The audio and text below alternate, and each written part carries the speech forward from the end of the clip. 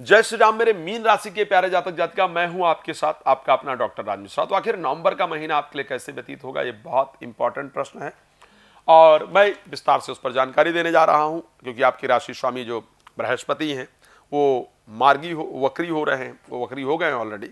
आपके second house से भी उनका प्रभावित करने का योग है। आपकी राशि में इस टाइम राहु गोचर ही कर रहे हैं और इस महीने भाग्य स्थान पर एक बड़ा सुंदर योग बन रहा है, इसको ध्यान रखिएगा।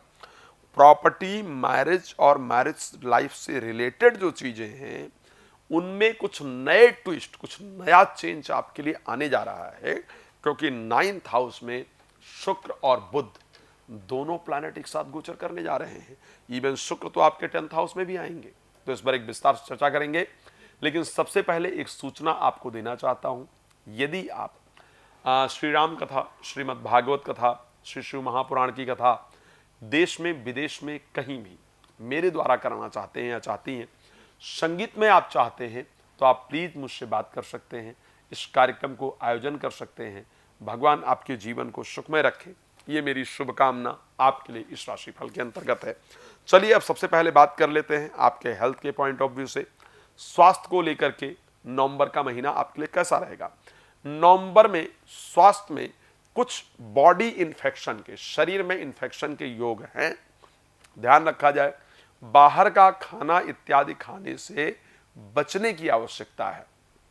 अगर इसका ध्यान रखा जाएगा तो निश्चित रूप से स्वास्थ्य को लेकर के जो परिस्थिति हैं वो आपके लिए अनुकूल रहेंगी। स्वास्थ्य को लेकर के आपकी परिस्थिति अच्छी रहेगी।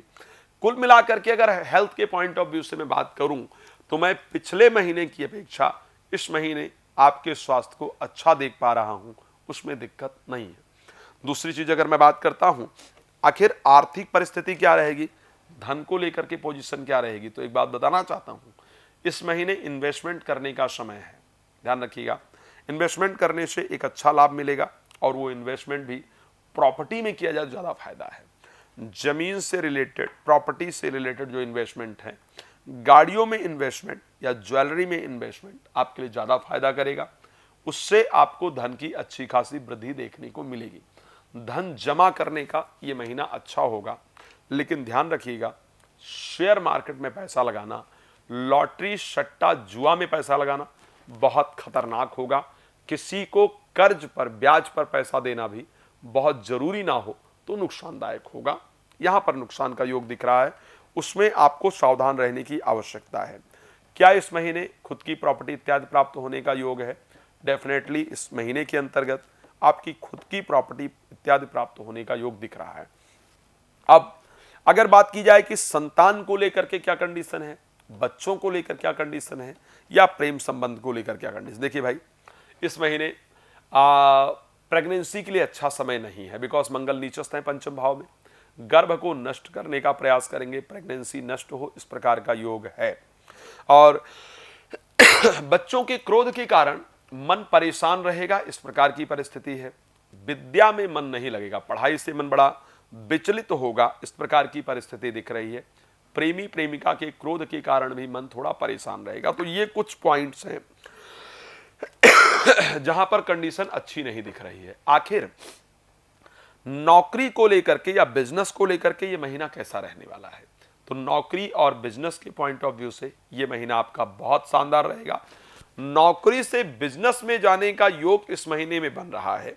नौकरी के लिए स्थान परिवर्तन का योग इस महीने बन रहा है, लेकिन जीवन साथी के साथ संबंध को बेहतर रखने की बहुत आवश्यकता है। जीवन साथी के साथ संबंध बहुत बेहतर रखने की इस महीने में आपकी आवश्यकता है। अच्छा, एक और चीज, विदेश में कोई रुका हुआ कार्य इस महीने आपका पूर्ण हो सकता है। विवाह के लिए इस महीने में बात करना बहुत बेहतर नहीं होगा। खैर, बहुत सारी बातें हैं जिस पर चर्चा करने की आवश्यकता है, लेकिन इस पर चर्चा मैं करूंगा रात को 9 बजे लाइव में और दोपहर को 12 बजे। आप मेरे साथ जुड़ सकते हैं, फ्री में होगा, या कॉल अपॉइंटमेंट लेकर के आप बात कर सकते हैं। भगवान आपको बहुत प्रसन्न रखें, इसी शुभकामना के साथ इस कार्यक्रम को देते हैं विराम। आपका जुड़ने के लिए बहुत धन्यवाद। जय श्री राम।